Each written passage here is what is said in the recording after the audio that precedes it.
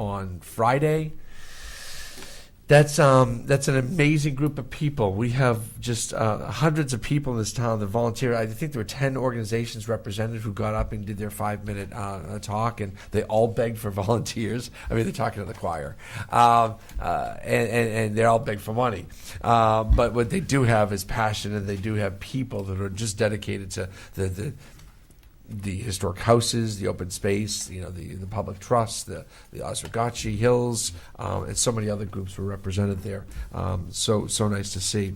We had a major snowstorm, I think, since our last meeting, a downright blizzard or some cyclone, something or other, some bomb or whatever we called it.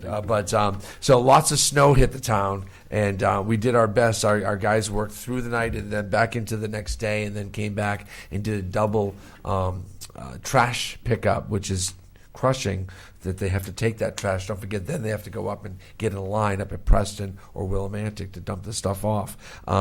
As a result, and as a result of one of our machines going down, the sidewalks weren't done until the following Monday or maybe even Tuesday. We pushed it to the limit, but I did not authorize overtime for the weekend for them to come in. They needed their rest, and frankly, we're at 80% of our snow budget. We can't afford it. So we did the best we can. It does bring up a point, and I've been having discussions with other chief elected officials in other towns. We don't have a snow ordinance. We're one of the few towns in the state that don't. A snow shovel your sidewalk ordinance, I should say. I'm going to explore that. I'm going to get a couple examples from some other towns. I know there's always, what about the elderly, and what about these remote areas? Well, if we can get some of these areas done by people where the sidewalk goes in front of their house, that will leave us time to go do others. We're cutting back all over. Joe Burgaud has less people in his department to plow roads and shovel driveways than he did. Parks and Rec have less people. The town hall has less people, not that they plow roads. So we're cutting back all over through attrition and removal and elimination of jobs, and it isn't over. So we need to probably at least have a real healthy discussion whether this town is going to go that way and what that would mean. And probably I'll leave that for another day. The town won a prestigious KERMA award. It's a health and safety award for our innovation and improved results in safety and health. KERMA is our insurance carrier. They are a company that's owned by CCM, or they might be separate organizations, but they're somehow married. CCM is the Connecticut Council of Municipalities. KERMA puts on safety clinics in our town and gives us money to do those kind of things and watches over us and helps us. And they noticed a remarkable improvement in several key areas. We received a $2,500 award from KERMA that will be presented at their annual meeting next week. And I congratulate the Health and Safety Committee of our town, made up of employees, and very proud of all the work that they have done. That's all I have. Any public comment? Oh, yeah. Well, I've already kind of determined what that's going to be. We're going to have, just for the record, we're going to have to pull out our calendars, I guess, at the next meeting and determine. You're going to get your book and your calendar at the same time to book department heads to come in, and we're going to have some special meetings. The Board of Education has already been booked for February 21st. Last year, we didn't put them on our schedule, and then the time went. And I think for several years we were doing a combined meeting with the Board of Finance or something, but I'd like to get back into them presenting their budget to us. It's also required by charter. So February 21st will be Board of Ed. We can do that in the regular meeting, or we can do that as part of a special meeting before the regular meeting. But we'll determine that later. But that date is locked in, and now you have that too, Anna. Told you you're gonna have to remind me, and it's right in front of me. Yeah, she was. Yeah, and highlighted. Yeah, yeah. So stars and. I think she told me to make sure I reminded you, so and I didn't do that. Still didn't do it.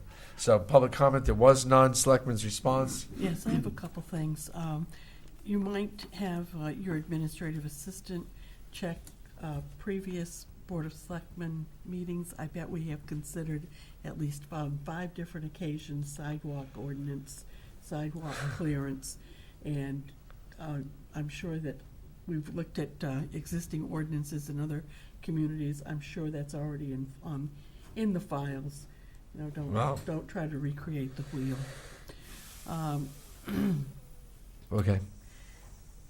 I noticed that there were some surveyors with surveying equipment out on Route 161, out on Flanders Road today. And I don't know if those were from the state, if they're beginning to look at that again, in terms of what you reported this evening about doing some work along there with the exit lanes and so on. Well, But maybe. the Commission of Natural Resources is working on a letter with some information to bring forward to zoning and also to our board to encourage the state to put, when they do the road work, to put in a system for spill and containment of hazardous waste or hazardous spills. In the last proposal, we tried to get them to include that.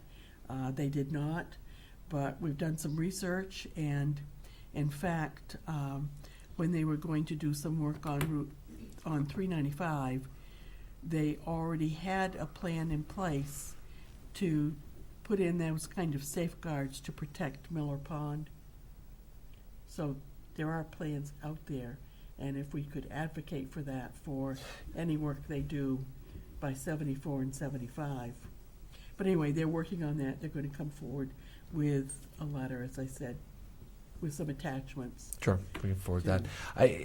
Just to correct the maybe their perception, there were discussions about that kind of engineering to go in, but of course, it wasn't at that stage yet. We were just simply merely trying to figure out where the highway would go, where the exit ramps would go, and how big everything had to be. We weren't at the place where we were actually talking about hazard mitigation, if that's what you would call it. It wasn't left off the table or out of their plans. It was certainly part of them. Okay, thank you. Okay.